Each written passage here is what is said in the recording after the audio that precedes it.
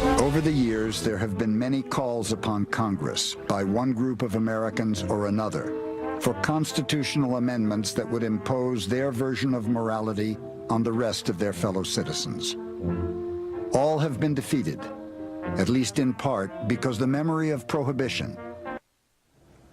That's incredible stuff. That is a quick look at the new documentary from Ken Burns, the famed filmmaker, director, called Prohibition. And Ken is here. We're thrilled to have him here in our studios to talk more about this. We could spend all day today talking about baseball with the tremendous work you've done there after what happened last night. But this sounds great, too. Tell us about it. Well, it's an amazing story. You know, we think of it as gangsters and, you know, flappers dancing on speakeasy tables, and we've got all of that. It's a sexy and it's a dangerous and it's an entertaining film, but it's an even more interesting story about how it came to be. This is the only amendment to the Constitution that restricted human freedom. All amendments have been about expanding human freedom. This restricted it. It's the only one, thank goodness, that was repealed, but it was the original culture war. This is the story of single-issue political campaigns that metastasize with those unintended consequences. This is the story of the demonization of recent immigrants to the United States. This is the story of smear campaigns during presidential election cycles and the sort of degradation of our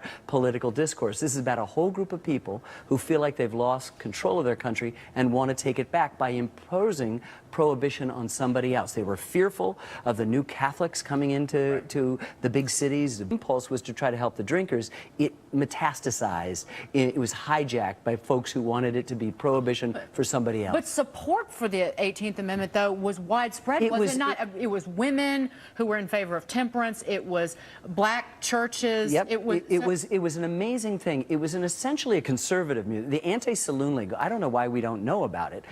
Wayne Wheeler, who was the general counsel of the Anti-Saloon League, was the single most effective lobbying organization in the history of the United States. I mean, they'd make the NRA look like they needed a lesson or two, and they were able to push this through, but they forged unusual coalitions. The Ku Klux Klan was for it. They didn't want to see a black man with a bottle in one hand and a ballot in the other. The NAACP was for it because it was about black advancement. The Wobblies, the radical workers, were for it because they thought alcohol was a working man's plot against the world. You know, I mean, a plot by the industrialists against the working man. And the industrialists were for it because it cut into production. Progressives were for it, and then they woke up thinking, oh, I'll be able to have my beer and my wine. It's just getting rid of the hated saloon. Oh. And the law was so draconian, and the Anti-Saloon League so effective that they woke up and suddenly they went, wow. This is fascinating on so many levels, which I'm sure is why so many people are going to want to watch it. One of them is the application to today that you were talking about a moment ago. I thought you would come in here and say, well, you know, you can apply this to the debate over whether or not we should legalize drugs and marijuana or something, but you think it's much more than that. Oh, it's much deeper than that. I mean, it reflects us. As we find, you know, human nature is always the same. People say there's cycles of history, we're doomed to repeat it. I don't believe any of that. Human nature is the same, and we are both generous and greedy. We're both sincere and hypocritical. We're prurient and we're Puritan. We're Saturday night and we're Sunday morning, and that's the story of you know, and it's not just between groups. It's not just red state or blue state divisions. It's within people. You find the same hypocrisies, you know, somebody railing up against this, and it turns out they're doing it too. And so we find that in our lives, and I think Prohibition, history is a table around which we can still have a conversation that's measured. You know, I don't know anybody who doesn't like Abraham Lincoln. So it doesn't matter where you're left or right or center. You can come around and talk about American history and perhaps see the ways in which it is a mirror, strangely enough, of where we are today. And that if we can feel that our problems are intractable today, we might find the solution in our past and in examples of getting through tough times. Well, so focusing just on that 13-year period from 1920 to 33, how our culture changed because of Prohibition was shocking in terms of the way women dressed and carried themselves, in terms of music, and cinema, everything. Could you imagine being the grandmother and the mother who had labored for decades to push through the Prohibition Amendment, to wake up to find your daughter with bobbed hair, short skirt, no bra, drunk, dancing on a table of a speakeasy?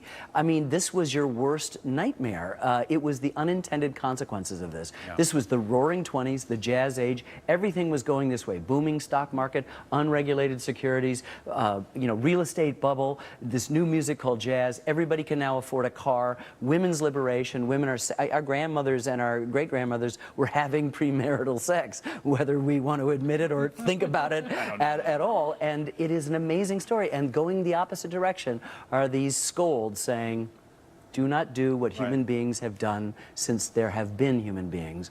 Part of their religious, part of their social, part of their personal rituals, which is to have a drink. Well, you've done a couple things. You've given us some disturbing images there a moment ago. Yeah, But you've also about made Grandma, us, yeah. Yeah, but you've also made us want to watch this documentary. I hope you do. I'm very excited about it, and I think it appeals to people. You know, it isn't just Al Capone.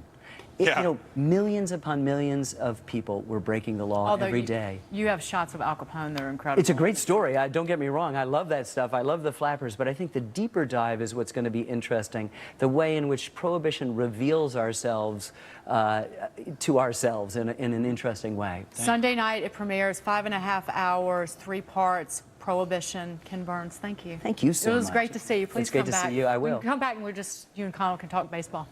What a night last night. Oh, my goodness. So somebody knows about baseball filmmaking. Ken Burns. All right,